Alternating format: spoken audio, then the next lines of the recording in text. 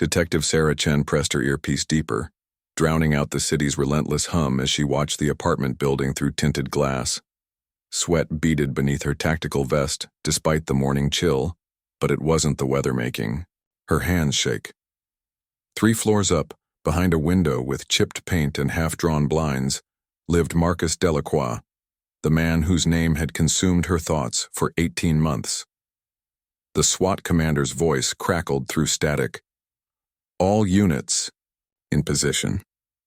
Subject is confirmed inside. We go in 60 seconds. Sarah's throat constricted. She'd studied Marcus's file until the pages wore thin at the edges. 34 years old, former teacher. No prior arrests until the warehouse incident that left. 2 security guards hospitalized and $60,000 missing. The photograph showed a gentle face with kind eyes, the kind of man who probably helped elderly neighbors with groceries. Nothing about him suggested violence, yet here they were, preparing to breach his door with military precision. 30 seconds, the commander announced. Through her binoculars, Sarah glimpsed movement in the target window. A shadow passing by, unhurried, unaware. Her stomach twisted with an emotion she couldn't name. Professional excitement? Dread? The distinction blurred like watercolors in rain. Marcus had been careful, almost ghostly in his ability to vanish after each incident. But desperation made people sloppy, and desperation had finally betrayed him. The anonymous tip came in yesterday. A neighbor reporting strange smells, hushed phone calls at odd hours, visitors who never stayed long. Classic signs of a man running scared. 15 seconds. Remember, subject is considered armed and dangerous. Sarah's partner, Detective Ray Morales, adjusted his position beside her. 20-year veteran, 3 commendations, steady as granite.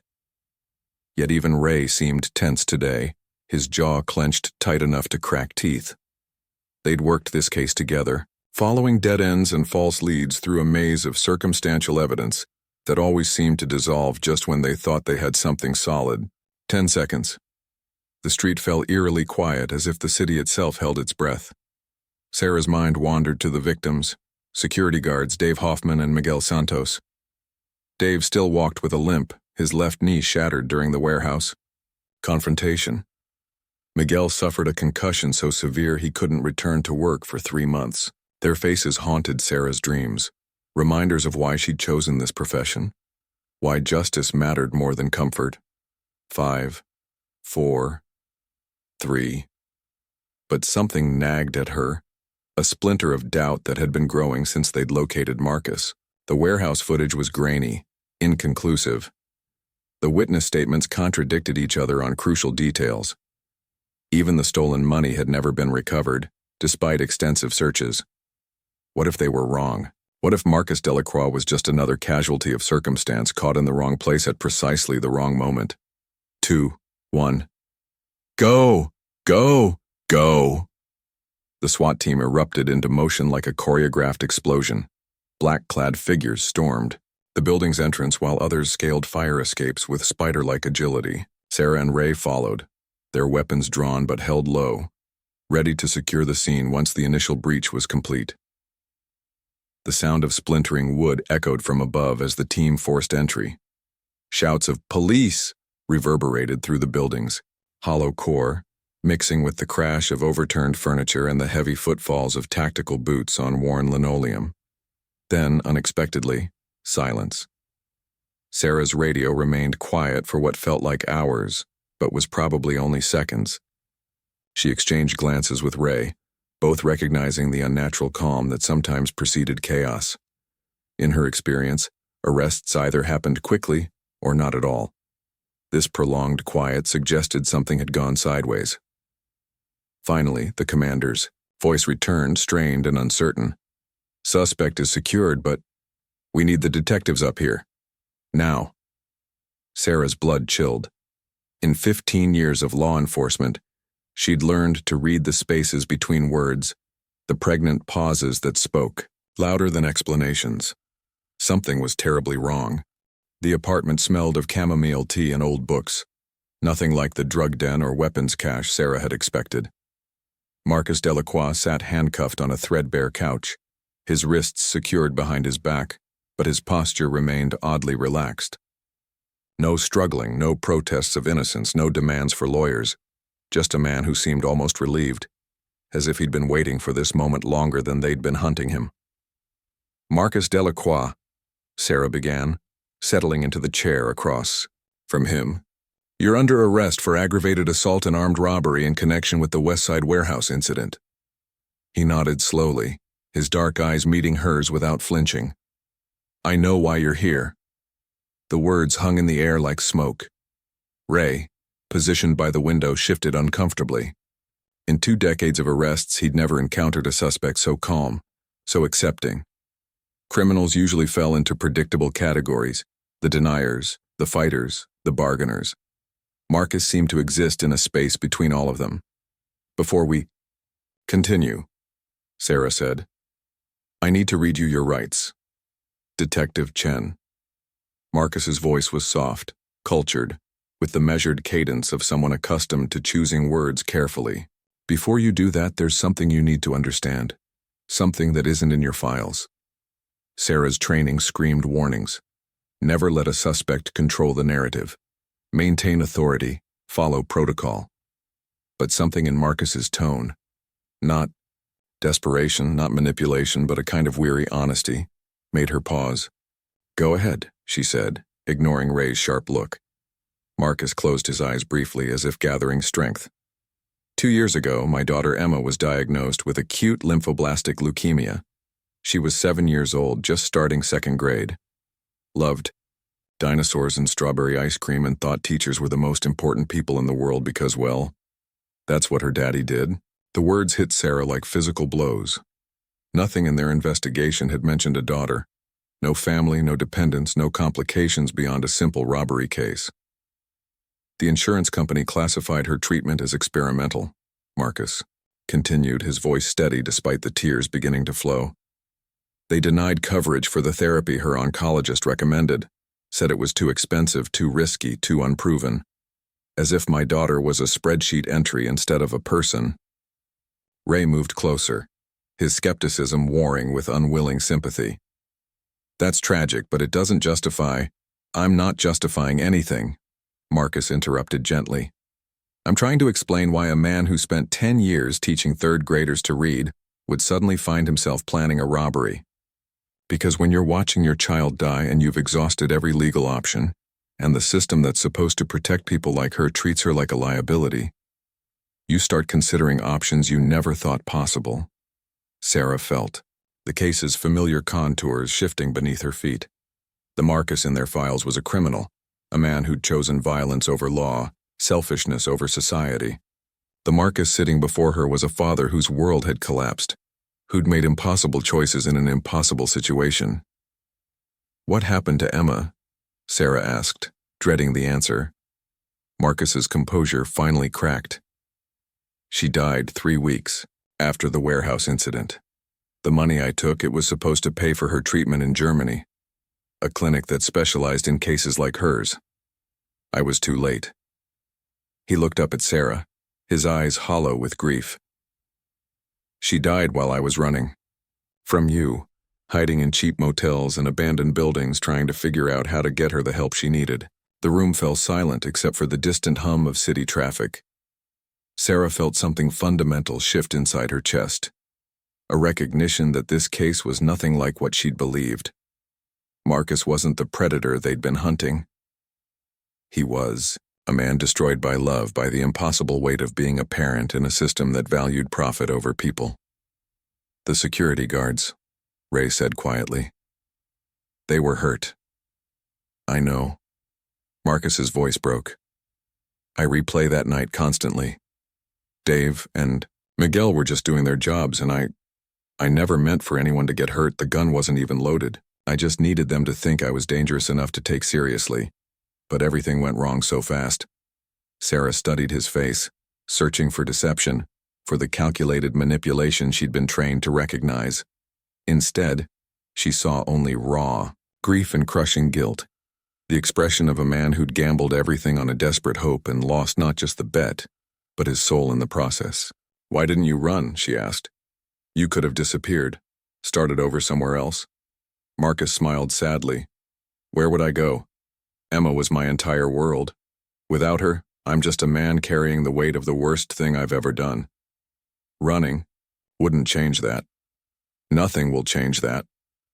The truth of his words settled over the room like dust after an explosion, coating everything in a fine layer of moral complexity that no amount of training had prepared them for. 3 hours later, Sarah sat in the precinct's interview room, staring at evidence bags that suddenly felt contaminated by new knowledge. Marcus's confession had been thorough, detailed, and completely unnecessary. They'd had enough circumstantial evidence for conviction without his cooperation. But as she reviewed the case files with fresh eyes, discrepancies emerged like cracks in a foundation she'd thought was solid. The warehouse's security footage showed a figure in dark clothing, face obscured by shadows and a baseball cap. The timestamp was corrupted, showing impossible dates. The audio was worse. Muffled voices, unclear commands, no way to definitively identify Marcus's voice among the chaos. Ray entered carrying 2 cups of coffee and a manila folder thick with new paperwork. "Medical examiner confirms Marcus's story about his daughter," he said, settling into the opposite chair.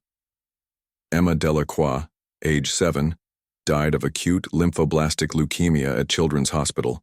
Treatment was denied by Consolidated Health Partners for being experimental." Sarah accepted the coffee but didn't drink it. "What about the security guards? I want to hear their side again." "That's complicated." Ray opened the folder, his expression troubled. "I pulled the original statements. Dave Hoffman was unconscious for most of the incident, severe concussion from falling against a concrete pillar. Miguel Santos was more coherent, but he's been inconsistent about details.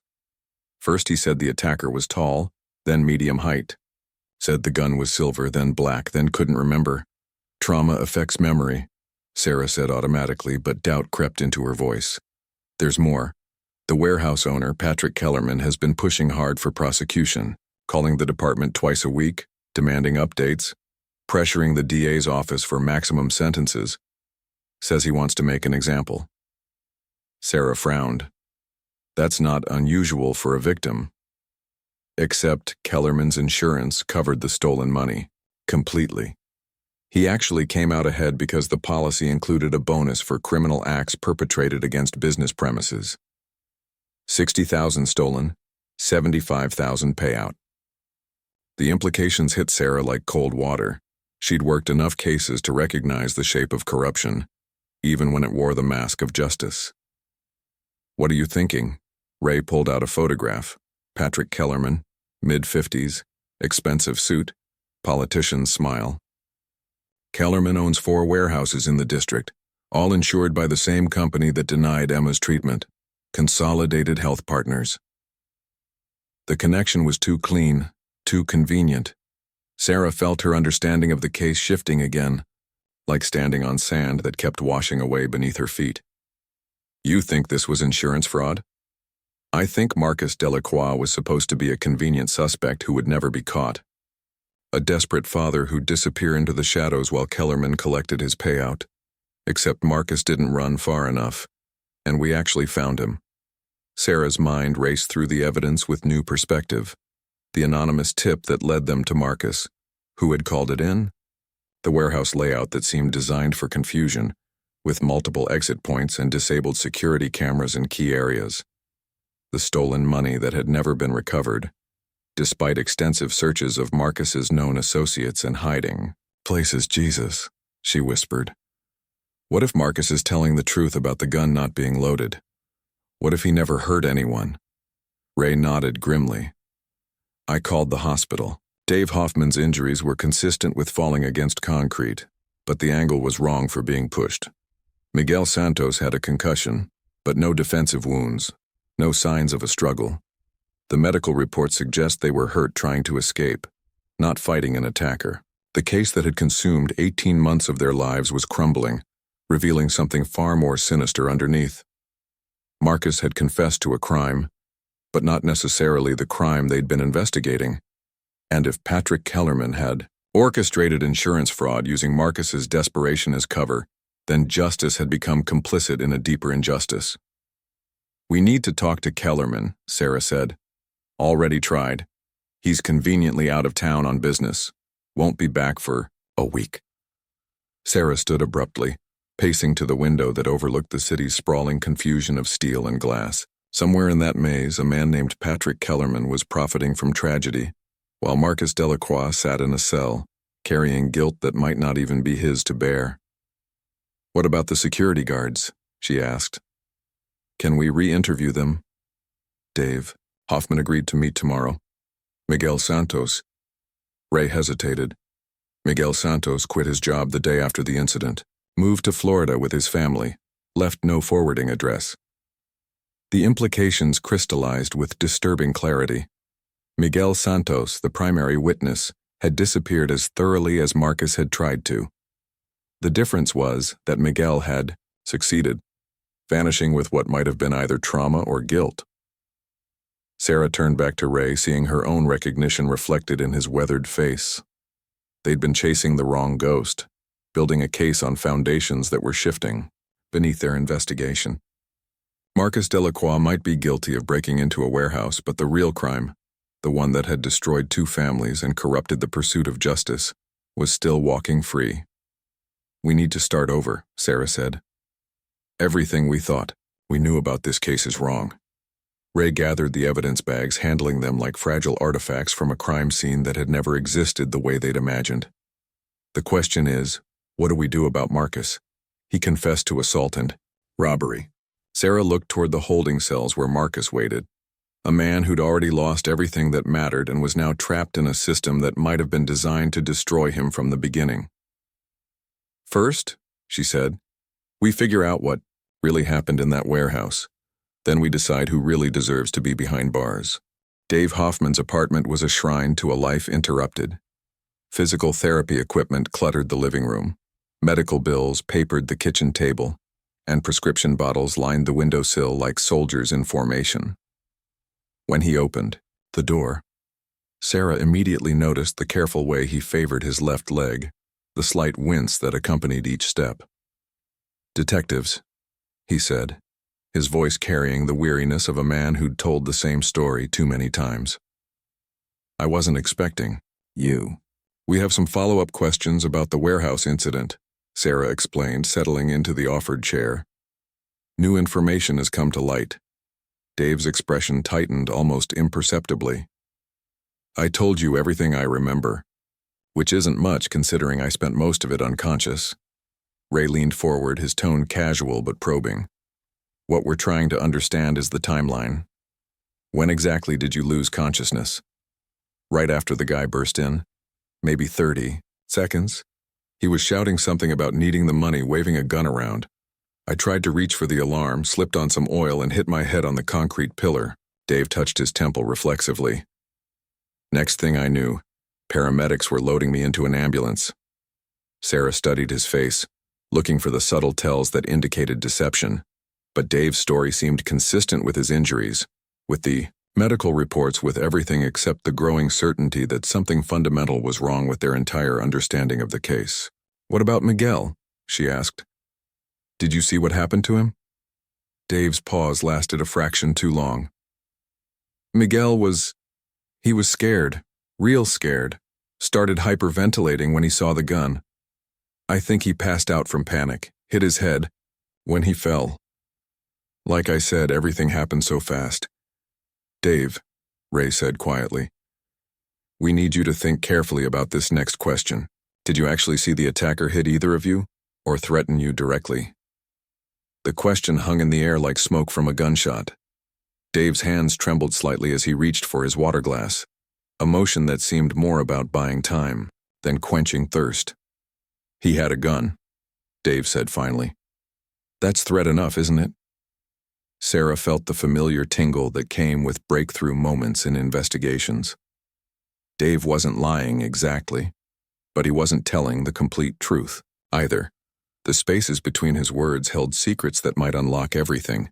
"Dave," she said gently, "we've been reviewing the evidence and some things aren't adding up. The security footage, the witness statements, the physical evidence. We think there might be more to this story than anyone realized. Dave's composure cracked like ice under pressure. I don't know what you're implying. We're not implying anything, Ray said. We're trying to understand what really happened. Because right now we have a man in custody who confessed to assaulting you and Miguel, but the evidence suggests that might not be what actually occurred. He robbed the warehouse, Dave said, his voice rising. $60,000 is missing. That's not imagination, that's fact. Yes, money is missing, Sarah agreed. But that doesn't necessarily mean Marcus Delacroix attacked anyone. What if he just took the money? What if you and Miguel were hurt trying to stop him or trying to escape? But he never actually threatened or touched either of you? Dave stood abruptly, his injured leg nearly buckling under him. You're talking about reducing charges for the man who ruined my life. I can't work security anymore. The night terrors, the pain medication, the physical therapy that's draining. My savings all because some desperate father decided his problems were more important than my safety. The raw pain in Dave's voice was genuine, undeniable. But Sarah recognized something else underneath it. Guilt. Not the guilt of a victim, but the more complex guilt of someone who'd been caught in a situation that spiraled beyond anyone's control. Dave, she said carefully, what if I told you that Marcus Delacroix's 7-year-old daughter died of leukemia 3 weeks after the warehouse incident? That the money he took was supposed to pay for her treatment? Dave's face went ashen. He sank back into his chair, his hands covering his face. For a long moment, the only sound was the distant hum of traffic and the tick of a clock that seemed to be counting down to something inevitable. Jesus, he whispered finally. I didn't know. Kellerman never said anything about a sick kid. Sarah's pulse quickened. What did Kellerman say? Dave looked up, his eyes red with unshed tears. He said the guy was a career criminal, drug addict, probably armed and dangerous. Said we should be heroes for stopping him, that we were protecting the community from a predator. Ray exchanged glances with Sarah. The manipulation was becoming clear layer by layer, like peeling back the skin of a rotten onion. Dave, Sarah said, we need you to tell us exactly what happened that night. Not the story you've been telling, but what actually happened. Dave was quiet for so long that Sarah wondered if he'd even heard the question. When he finally spoke, his voice was barely above a whisper. He didn't attack us. The guy with the gun, Marcus, he was crying, kept apologizing, saying he was sorry, that he didn't want to hurt anyone. The gun was shaking in his hands like he'd never held one before. Miguel panicked and tried to run, tripped over some equipment, and hit his head.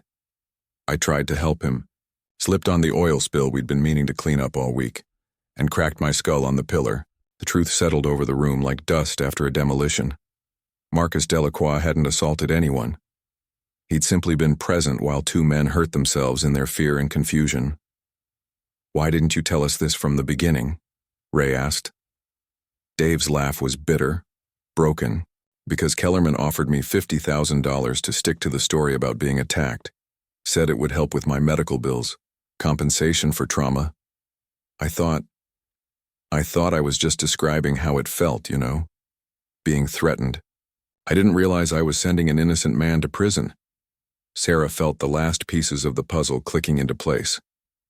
Patrick Kellerman had orchestrated not just insurance fraud, but a cover-up that would destroy Marcus Delacroix while enriching himself. And Dave Hoffman, desperate and injured, had become an unwitting accomplice in his own victimization. Dave, she said, we're going to need you to make a new statement. The real one this time. He nodded, tears flowing freely now. That man, Marcus, is he really in jail because of what I said? Yes, Sarah said simply. Dave closed his eyes. His daughter? She really died? 3 weeks after the warehouse incident, while he was hiding from us, trying to figure out how to get her help. The weight of unintended consequences filled the room like smoke from a fire that had been burning. For 18 months. Dave Hoffman had been trying to survive. Marcus Delacroix had been trying to save his daughter, and Patrick Kellerman had been trying to profit from both of their desperation. Only one of them had succeeded.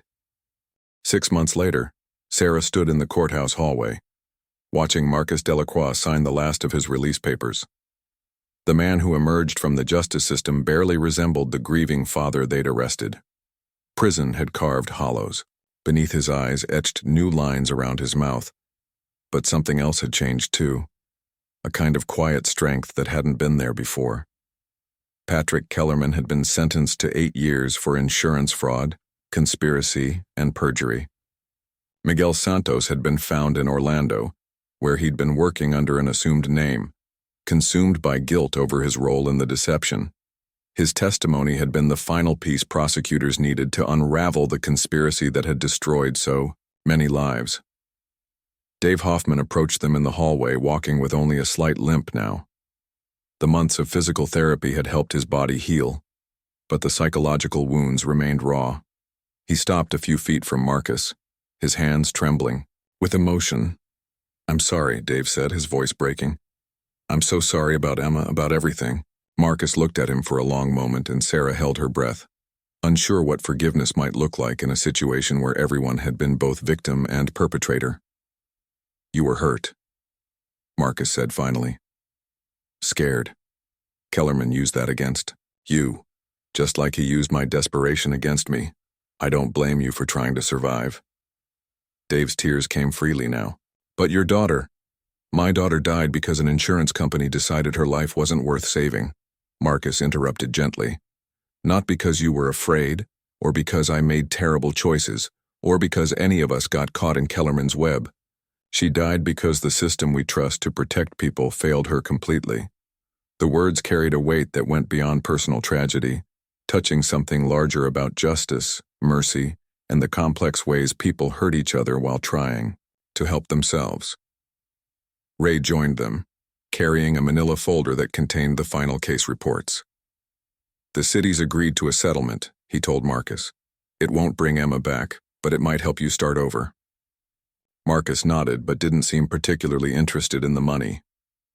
"What I want to know is whether this changes anything. Whether Emma's case helps other families facing the same situation." Sarah smiled for the first time in months. "Emma's law is working its way through the state legislature. Mandatory coverage for childhood cancer treatments regardless of experimental status. It should pass within the year." The information seemed to lift some invisible weight from Marcus's shoulders. He'd lost his daughter, spent 6 months in prison, for a crime that was both more and less than what anyone had believed. But Emma's name would be attached to legislation that might save other children. It wasn't redemption exactly, but it was purpose. "There's something else," Sarah added. "The Children's Hospital wants to name their new oncology wing after Emma. They're hoping you'll speak at the dedication ceremony." Marcus closed his eyes, and for a moment Sarah saw the father he'd been before tragedy reshaped him into someone harder, more complex. "She would have liked that," he said. "She always wanted to help people." Dave stepped forward hesitantly. "Marcus, I know this doesn't make up for anything, but I've been volunteering at the Children's Hospital, working with families who are dealing with insurance denials. I thought maybe if I could help prevent what happened to you." Marcus extended his hand, and Dave took it, both men understanding that forgiveness was less about absolution than about choosing to carry their shared burden together. As they walked toward the courthouse exit, Sarah reflected on how different this case had become from her initial expectations. She'd thought she was hunting a dangerous criminal, but instead she'd uncovered a web of desperation, manipulation, and institutional failure that had trapped everyone involved. The elevator doors opened to reveal a group of reporters, their cameras and microphones eager to capture the moment of Marcus's release. But he walked past them without comment, his attention focused on something beyond the immediate drama of his legal vindication. Outside the courthouse, Sarah's phone buzzed with a text message from her captain. Another case, another investigation, another chance to dig beneath the surface of apparent crimes to find the complex human truth underneath. "What will you do now?" she asked Marcus as they paused on the courthouse steps.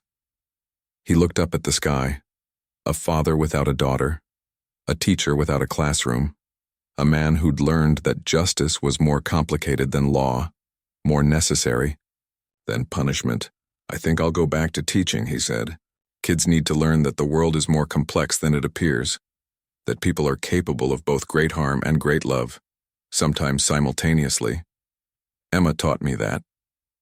Maybe I can teach them."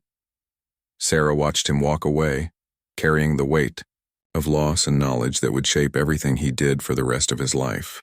The case was closed, but its implications would ripple outward like stones thrown into still water, affecting families, laws, and the endless human struggle to balance justice with mercy. In the end, she realized, that was all any of them could, to try to make the world slightly better than they'd found it, one difficult choice at a time. Emma Delacroix would never grow up to become the teacher her father had hoped she'd be, but her brief life had already begun teaching lessons about compassion, complexity, and the courage required to see beyond the obvious to the deeper truths that connected them all.